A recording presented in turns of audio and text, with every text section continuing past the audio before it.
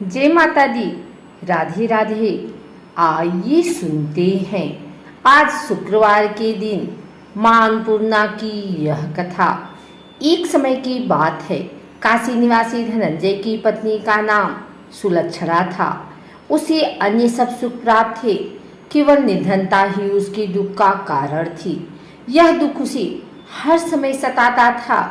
एक दिन सुलक्षणा पति से बोली, स्वामी आप कुछ उद्यम करो तो काम चले।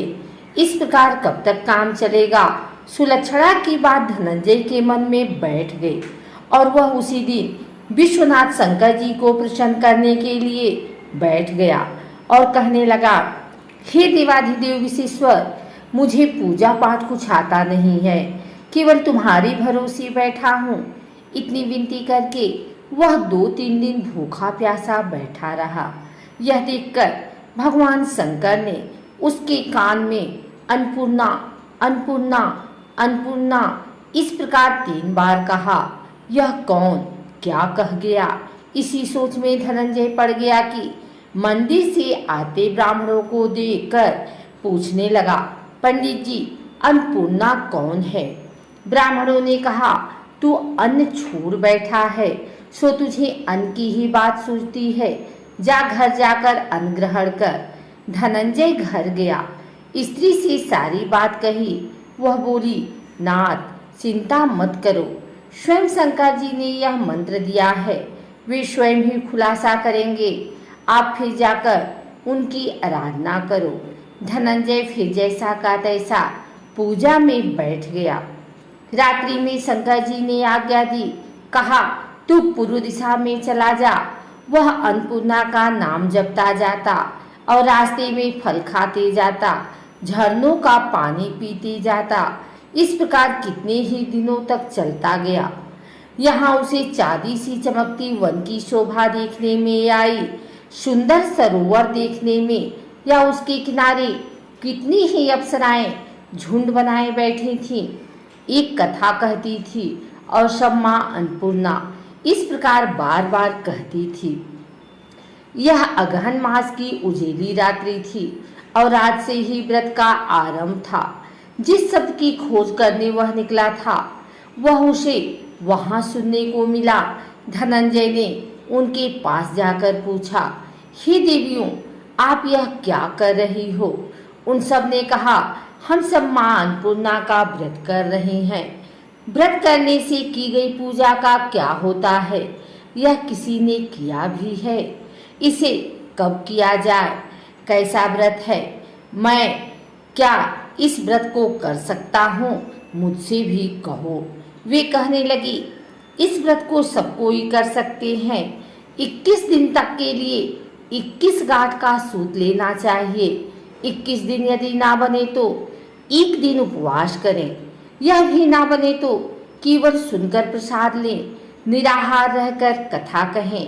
कथा सुनने वाला कोई ना मिले तो पीपल के पत्तों पर सुपारी या घृत कुमारी रखकर, वृक्ष को सामने कर, दीपक को साक्षी कर, सूर्य, गाय, तुलसी या महादेव को बिना कथाएं सुनाए मुख में दाना ना डालें। यदि भूल से कुछ पड़ जाए तो 1 दिवस फिर उपवास करें। व्रत के दिन क्रोध ना करें और झूठ ना बोलें। धनंजय बोला, इस व्रत के करने से क्या होगा? वे कहने लगी, इसके करने से अंधों को नेत्र मिले, लूलों को हाथ मिले, निर्धन के घर धन आए, बाझिन को संतान मिले, मूर्ख को विद्या आए। जो जिस कामना से व्रत करे, माँ उसकी इच्छा पूरी करती हैं। वह कहने लगा, बहनों, मेरे को भी धन नहीं है, विद्या नहीं है, कुछ भी तो नहीं है। मैं तो दुखिया ब्राह्मण हूँ। मुझे इस व्रत का सूत दोगी? हाँ भाई, ले, कल्याण हो, तुझे देंगे। ले इस व्रत का मंगलसूत्र ले। धनंजय ने व्रत किया। व्रत पूरा हुआ। सभी सरोवर में से 21 खंड की स्वर्ण सीढ़ी हीरा मोती जड़ी हुई प्रकट हुई। धनंजय जय अन्नपूर्णा कहता जाता। इस प्रकार कितने ही सीढ़ियों उतर गया तो क्या देखता है कि करोड़ों सूर्य से प्रकाशमान अन्नपूर्णा का मंदिर है। उसके सामने स्वर्ण सिंहासन पर माता अन्नपूर्णा विराजमान है। सामने भिक्षा हेतु शंकर भगवान खड़े हैं। देवंगनाएं चवर डुलाती हैं। कितने ही हथियार बांधे पहरा देती हैं। धनंजय दौड़कर जगदम्बा के चरणों में गिर गया। देवी उसके मन का क्लेश जान गई। धनंजय कहने लगा, माता आप तो अंतर्यामिनी हो, आपको अपनी दशा क्या बताऊं। माता बोली, मेरा व्रत किया है, जा संसार तेरा सत्कार करेगा। माता ने धनंजय की जीवा पर बीज मंत्र लिख दिया। अब तो उसके रोम रोम में विद्या प्रकट हो गई। इतने में क्या दिखता है कि वह काशी विश्वनाथ के मंदिर में खड़ा है। माँ का वरदान ले धनंजय घर आया। सुलक्षणा से सब बात कही। माता जी की कृपा से उसके घर में संपत्ति उमड़ने लगी। छोटा सा घर बहुत बड़ा गिना जाने लगा। जैसे शहद के छत्ते में मक्खियां जमा होती हैं, उसी प्रकार उनके सगे संबंधी आकर उसकी बड़ाई करने लगे। कहने लगे, इतना धन और इतना बड़ा घर, सुंदर संतान नहीं तो इस कमाई का कौन भोग करेगा। सुलक्षणा से संतान नहीं है, इसलिए तुम दूसरा विवाह करो। अनिच्छा होते हुए भी धनंजय को दूसरा विवाह करना पड़ा और सती सुलक्षणा को सौत का दुख उठाना पड़ा। इस प्रकार दिन बीतते गए। फिर अगहन मास आया। नए बंधन से बंधे पति से सुलक्षणा ने कहलाया कि हम व्रत के प्रभाव से सुखी हुए हैं, इस कारण यह व्रत छोड़ना नहीं चाहिए।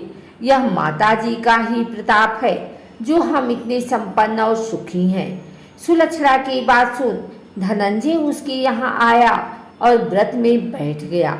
नई बहू को इस व्रत की खबर नहीं थी। वह धनंजय के आने का राह देख रही थी।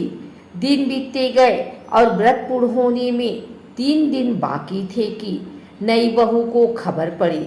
उसके मन में ईर्ष्या की ज्वाला दहक रही थी। सुलक्षणा के घर आ पहुंची और उसने वहां भगदड़ मचा दी। वह धनंजय को अपने साथ ले गए। नए घर में धनंजय को थोड़ी देर के लिए निद्रा ने याद दबाया।